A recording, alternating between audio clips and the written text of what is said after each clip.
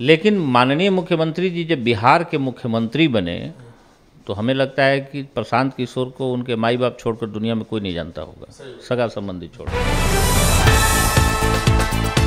मोदी जी के चलते प्रशांत किशोर को लोग जाने। प्रशांत किशोर का अपना कोई पहचान नहीं था। बोलने के लिए तो हम भी बोल देंगे कि हम देखते हैं फिल्म, इसलिए अमिताभ बच्चन सुपरस्टार हैं। उनको बहुत कुछ जल्दी पा लेने की तमन्ना है, कम समय में जल्दी पाना है, और ऐसे लोग जल्दी गिर जाते हैं। सोच समझकर उनको चलने की आदत नहीं, कुछ भी बोलते हैं, जो मन में आता है उसी को बोलते हैं। उनके नज़र में सभी बिहार के बड़े राजनेता जो हैं वो दागी हैं। एक वही आए हैं सत्यवादी जो आएंगे और बिहार को तुरंत अमेरिका बना देंगे। तो क्या आपको लगता नहीं कि वो ओवर कॉन्फिडेंस में चल रहे हैं? वो अपने कहीं से चुनाव लड़ लें, या तो जहां उनके पिता पैदा हुए या जहां वो पैदा हुए, कहीं दोनों में से एक जगह चुनाव लड़ लें और वो अपना जमानत जब्त होने से बचा ले, यही काफ़ी है। मैं गारंटी देता हूं बक्सर चुनाव लड़ लें वो। अगर बक्सर तीसरा नंबर पर भी आ जाएंगे तो मैं राजनीति छोड़ दूंगा। तीसरा जनसुराज प्रशांत किशोर चुनाव जीते, दूसरे लोगों की तो बातें छोड़ दीजिए, जनसुराज की तो कल्पना। वो लड़ते हैं, तीसरा पर आ जाएंगे तो आप राजनीति छोड़। हाँ बिल्कुल, चैलेंज है, बहुत बड़ा चैलेंज है। प्रशांत किशोर बक्सर से चुनाव लड़ें और तीसरा पोजीशन पर आ जाए तो मैं राजनीति से संन्यास ले लूंगा।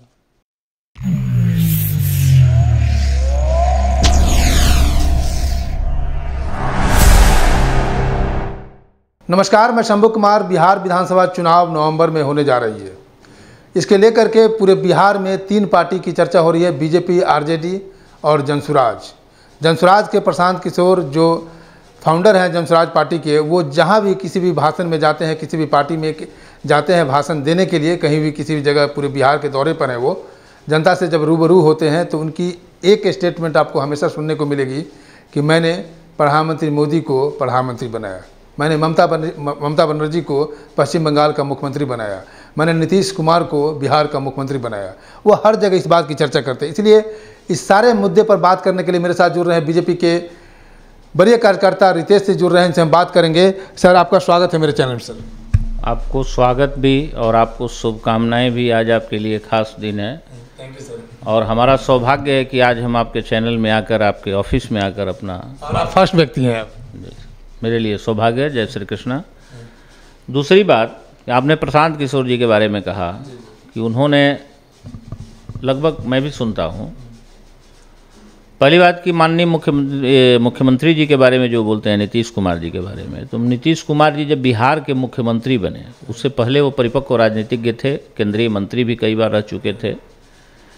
लेकिन माननीय मुख्यमंत्री जी जब बिहार के मुख्यमंत्री बने तो हमें लगता है कि प्रशांत किशोर को उनके माई बाप छोड़कर दुनिया में कोई नहीं जानता होगा, सगा संबंधी छोड़कर। राजनीतिक क्षेत्र में कोई नहीं जानता होगा। और वो बक्सर के निवासी हैं, रहने वाले तो उनके पिता की पैतृक भूमि रोहतास जिले में है, दिनारा के नज़दीक, लेकिन बक्सर ही उनकी कर्मभूमि रही है। वो डॉक्टर थे, प्रोफेसर भी थे। बक्सर में भी प्रशांत किशोर को लोग नहीं जाने, और प्रशांत किशोर ने मोदी जी को नहीं बनाया।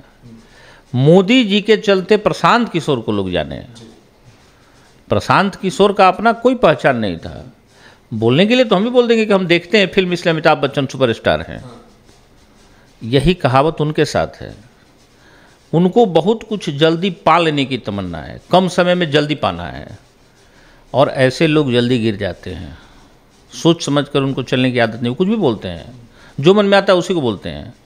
उनके नज़र में सभी बिहार के बड़े राजनेता जो हैं वो दागी हैं।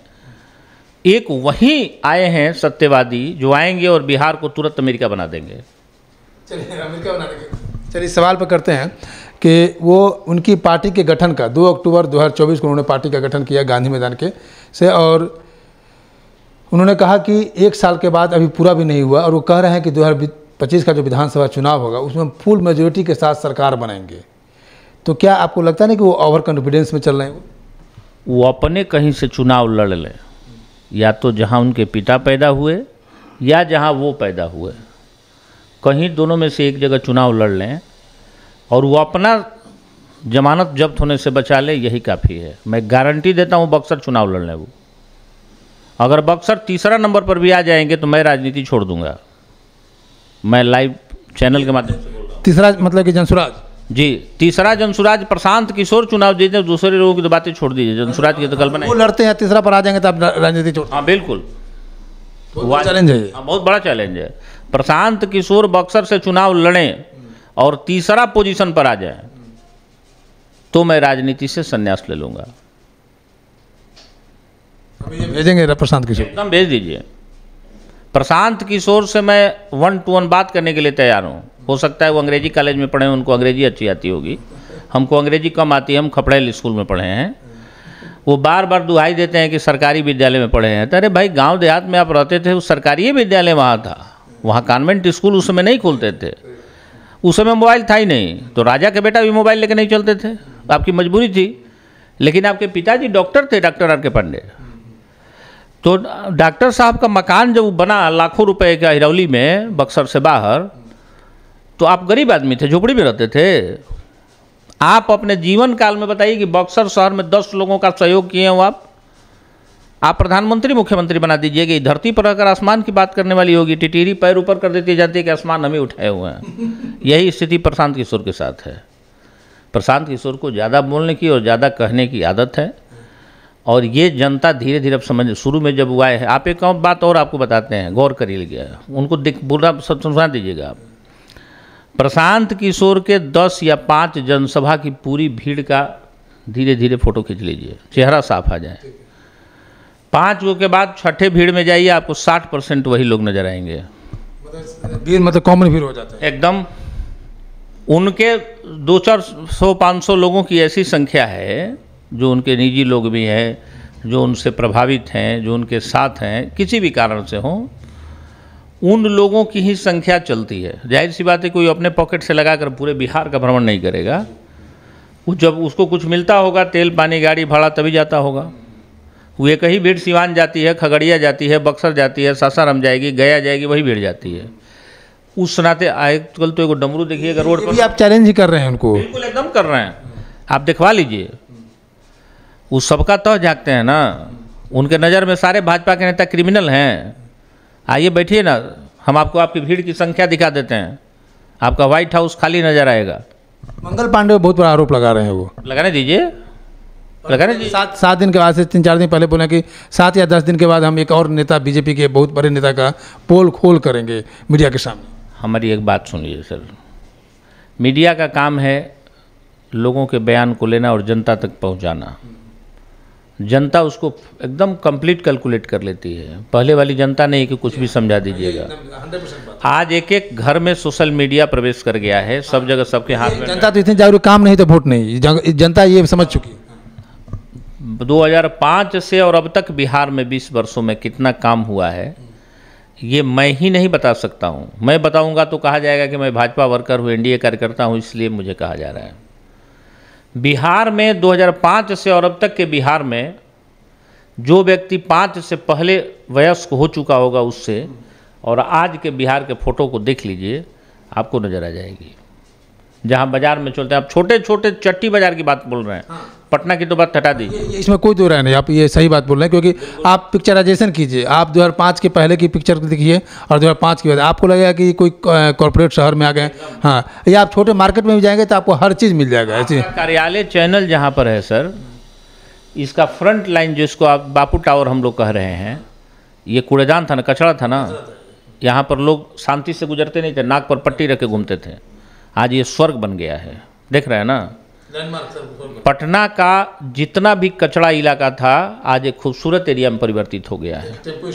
पटना जंक्शन के सामने जहाँ बुद्धा पार्क बना है, उस जगह पर आम आदमी, कोई महिला अकेले रात में छोड़ दीजिए, मध्य दोपहर में खड़ी नहीं हो पाती थी। आज वहाँ पर घूमने के लिए लोग शौक से आते हैं, फोटोग्राफी करते हैं।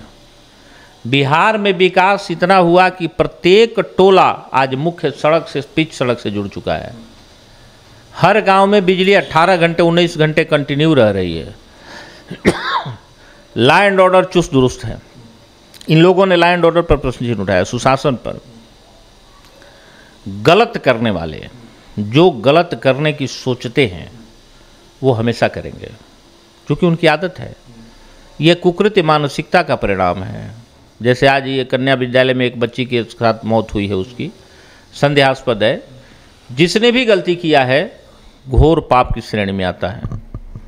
कानून से बच भी जाएंगे, वहाँ से नहीं बचेंगे। एक बच्ची के साथ जिसके लिए हम लोग कन्या पूजन करते हैं, उसके साथ इतना बड़ा पाप बहुत बड़ा खराब बात है। लेकिन बिहार पुलिस आज इतनी तत्पर है, इतना सक्षम है कि अपराधी कांड करता है तो याद रखता है कि मुझे 48-72 घंटे में काल कोठरी में पहुंच जाना है। चंदन मिश्रा का हत्याकांड बहुत सफाई से कराएगा ना, पारस में घुस करके। 24 घंटे। लेकिन पुलिस ने, क्योंकि पुलिस के एरिया में नहीं आता था, पुलिस उसकी सुरक्षा में नहीं थी, उस हॉस्पिटल का अपना मैनेजमेंट था, एडमिनिस्ट्रेशन था, लेकिन पुलिस ने 48 घंटे में अंजाम पहुंचा दिया। अब जानीपुर घटना की भी बात कर सकते हैं, 2 बच्चे को जला के मार दिया था। बिल्कुल, पुलिस तत्पर है। आप गुनाह करेंगे तो कानून के गिरफ्त में आएंगे और पुलिस उनके साथ सख्ती से पेश आएगी, गारंटी है। ये सुशासन है। ऐसा नहीं होगा कि अपराधी अपराध कर रहा है, बलात्कार कर रहा है, अपहरण कर रहा है और किसी मंत्री के हवेली में बैठ करके मुर्गा तोड़ रहा है। ये नहीं होगा, ये अब सुशासन में नहीं होगा। ये बिहार के अपराध करने वाले अपराधी को आप मैसेज दे रहे हैं। बिल्कुल सर, अपराधी या तो अपराध छोड़ दे या दुनिया छोड़ दे। जोगी जी का भाषण। सर, अपराध करने वालों के लिए 2 ही जगह है, या तो उनका स्वर्गीय नाम हस्ताक्षर में लिखा जाए या फिर उनका कायाकल्प हो जाए, चले जाएं ऊपर वो। चलिए, 2025 का विधानसभा चुनाव बहुत नज़दीक है, कैसी रणनीति है आप लोग बीजेपी की? सर, भाजपा की और एनडीए की, हम एनडीए बोल रहे हैं। स्पष्ट नीति है। हम जो काम करके गए हैं उसी काम को आपको बताएंगे। फैसला आपको करना है कि आपको वो चाहिए या आज जो चल रहा है ये चाहिए। अभी राहुल गांधी पूरे महागठबंधन, तेजस्वी यादव, पप्पू यादव, कई सारे महागठबंधन के नेता पूरे बिहार में उतरे हुए हैं और वोट अधिकार यात्रा पर निकले हुए हैं। सीमांचल गए हैं, सीतामढ़ी गए हैं। क्या कहेंगे, क्या इसका फ़र्क पड़ेगा एनडीए गवर्नमेंट में? राजीव गांधी के आने से तो कांग्रेस में फ़र्क नहीं पड़ता है, बिहार में क्या फ़र्क पड़ेगा? ये जो राहुल गांधी के आने से कांग्रेस में फ़र्क नहीं पड़ता है। वो नहीं भी रहते हैं तो भी कांग्रेस उसी हालत में रहती है, वो आते हैं तो भी कांग्रेस उसी हालत में रहती है। चूँकि वो प्राइवेट लिमिटेड की स्थिति है, वहाँ पर मैनेजिंग डायरेक्टर को देखना है तो सैल्यूट करना है, इसलिए राहुल गांधी को सैल्यूट करना पड़ेगा। और राहुल गांधी वो अपना खाना पूर्ति कर रहे हैं। राहुल गांधी को कभी वो लक्ष्य पूरा नहीं होना है, वो बेकार ख्वाब देख रहे हैं। आपको इंटरप्ट करेंगे, थोड़ा सा है। भारत यात्रा पर जब थे उसके बाद लोकसभा चुनाव हुआ तो थोड़ा फर्क पड़ गया था, क्या वो फर्क नहीं पड़ेगा बिहार विधानसभा चुनाव में, या उसका बिहार विधानसभा चुनाव और लोकसभा चुनाव में डिफरेंट है? मैं आपको एक बात बताता हूँ सर, अगर बहुत बड़ा बैट्समैन सुनील गावस्कर, सचिन तेंदुलकर अगर कभी आउट होते थे ना तो अपनी गलती से आउट होते थे, नहीं तो किसी गेंदबाज में ताकत नहीं था उनको आउट करने का। वो बैट्समैन पहले समझ जाता था कि गेंद कहाँ गिरेगी। वैसे बैट्समैन को आप कोई बॉलर आउट कर देगा, वो अपनी गलती से गिरेगा। आज नरेंद्र मोदी जिस पोजीशन में जा चुके हैं कि वो अपनी गलती होगी, हमारी कमजोरी कहीं ना कहीं होगी तो हमें कुछ नुकसान होगा। राहुल गांधी आज भी टोटल 100 से नीचे ही हैं, और वो हमेशा वही रहना है, भीतर ही अपना जो खेलना है खेलना है। उनको मेन फ्रंट पर कभी नहीं आना है, कभी नहीं आएंगे वो। उस व्यक्ति के पास अपना कोई राजनीतिक अनुभव ही नहीं है, कुछ भी बोल देंगे। आलू का कारखाना लगाने के लिए बोल देते हैं, वो कुछ भी बोल देते हैं। लोग सब कुछ, कार्यकर्ता कांग्रेस के जानते हैं, वो बोलते हैं राहुल गांधी अपने भाषण में, तो कांग्रेस के कार्यकर्ता हंसते हैं। उस व्यक्ति से क्या कहेगा कि उनके बिहार आने से क्या फायदा और नुकसान होगा? 2025 के विधानसभा चुनाव में एनडीए सरकार पक्का है? 200% सर, केवल एनडीए सरकार। चीफ मिनिस्टर चेहरा नीतीश कुमार को अरेस्ट, वो हमारे हैसियत की बात नहीं है, वो हमारे बहुत ऊपर की बात है। उसके लिए सभी दलों के सरप्रमुख बैठे हुए हैं, वो बैठकर तय कर लेंगे मुख्यमंत्री कौन होगा, और जो मुख्यमंत्री तय होगा उस पर सबकी सहमति बनेगी। चलिए, एक लास्ट अभी मैं आपको बता देता हूँ कन्फर्म, एनडीए के सर्वमान्य नेता नीतीश कुमार हैं। ये मैंने पहले भी बोला था, आज भी बोलता हूँ। नीतीश कुमार ने काम जो किया है, ये इससे पहले तो किसी मुख्यमंत्री ने शायद सोचा भी नहीं होगा। अब भविष्य में क्या हो सकता है वो नहीं जानता हूँ मैं, लेकिन नीतीश कुमार ने जो कर दिखाया है वो भविष्य में पहले किसी ने सोचा भी नहीं होगा जो हुआ है। चलिए, आपके जवाब में सवाल है कि आप नीतीश कुमार पर इतना कॉन्फिडेंस है कि जो नीतीश कुमार जी ने किया है वो कोई नहीं किया है, भविष्य की बात है। जब वो जेडीयू के नेता हैं, जेडीयू के चीफ मिनिस्टर हैं, मतलब एनडीए के चीफ मिनिस्टर लेकिन जेडीयू के नेता हैं, तब आपको इतना कॉन्फिडेंस है। अगर बीजेपी के कोई नेता अगर हो जाए तब तो आप लोग और ये विश्वास है कि और अच्छा काम हो सकता है। ये इच्छा है, कार्यकर्ता को इच्छा होती है कि हमारी पार्टी से भले वो बने, मजबूरी हो, जो भी राजनीतिक परिदृश्य हो उस हिसाब से आप लोग काम करते हैं, लेकिन एक इच्छा तो कहीं ना कहीं होती होगी। देखिए, हम लोग काम आज भी कर रहे हैं। हमारे माननीय सम्राट चौधरी जी, आप देख रहे होंगे कि सुबह 8 साढ़े 8 बजे से सोशल मीडिया पर पोस्ट आना शुरू हो जाता है, वो चलना शुरू कर देते हैं। और मैं आपको बता दूं कि रात के 11-12 बजे तक भी अगर कार्यकर्ता मिल रहा है उनका, एनडीए का कार्यकर्ता, मैं भाजपा नहीं बोल रहा हूँ, तो वो मिलते रहेंगे। वो खाना खाने भी तब तक नहीं जाते हैं जब तक लोग उनसे मिलते रहते हैं, इच्छा भी नहीं जाहिर करते हैं। भाजपा की स्पष्ट नीति शुरू से रही है काम के आधार पर वोट।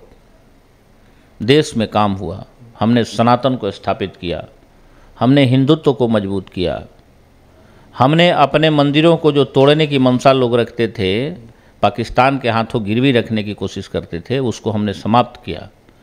देश में घुसपैठियों को बाहर कराया जा रहा है तो इन लोगों को लग रहा है कि हम वोट चोरी कर रहे हैं।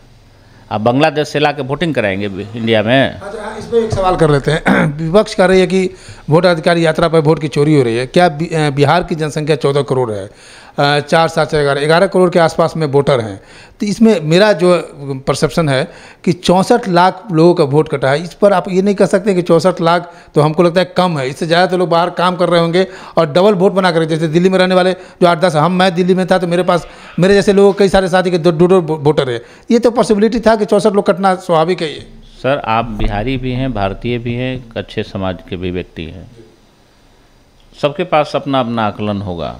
ये लोग कुछ भी बोल सकते हैं, समझ गए, लेकिन जो पहले चल रहा था वो अब नहीं होगा। आप जिसकी संख्या बढ़ा रहे हैं, बिहार को संकट में डालने की तैयारी कर रहे हैं, और दूसरे आप कह रहे हैं कि हम वोट की चोरी कर रहे हैं। बिहार को संकट में डालने की कोशिश कर रहे हैं आप, गलत लोगों के वोटिंग से आप वोट टलवा के और सत्ता में आने की कोशिश कर रहे हैं पिछले दरवाजे से। आप क्या समझ रहे हैं कि उसके वोट से आप सरकार बनाएंगे तो उसके अनुसार न चलेंगे? नहीं, जो बिहार का है और बिहारी है उसके साथ गलत नहीं होगा। ये एनडीए प्रयास कर रही है।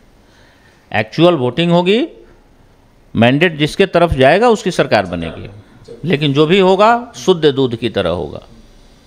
चलिए, बहुत बहुत धन्यवाद मेरे साथ जुड़ने के लिए। मेरे साथ बीजेपी के वरीय कार्यकर्ता रितेश सिंह थे, जिन्होंने कई सारे मुद्दे पर बात किया, प्रशांत किशोर पर बात किया, वोटर अधिकार यात्रा पर बात किया, और जो वोट चोरी की बात कर रहे हैं उस पर बात किया। बिहार में जो क्राइम है, अपराध है, अपराधी के ऊपर जो बात किया कि आपका जगह या तो जेल होगा नहीं तो ऊपर होगा। सही बात है, अपराध करने वाले का जगह 2 ही जगह होना चाहिए। तो आपने सुना इनका विश्लेषण, और इस तरह से कई सारे विश्लेषण मैं आपको दिखाते रहूँगा, कई नेता का दिखाते रहूँगा, कई ऑफिसर का दिखाते रहूँगा। फिलहाल मेरे साथ रितेश सिंह जी को जुड़ने के लिए बहुत बहुत धन्यवाद। मैं शंभू कुमार, कैमरा जर्नलिस्ट राजेश के साथ पटना। अगर मेरे चैनल को लाइक और सब्सक्राइब नहीं किए हैं तो लाइक करें, सब्सक्राइब करें। Thank you so much.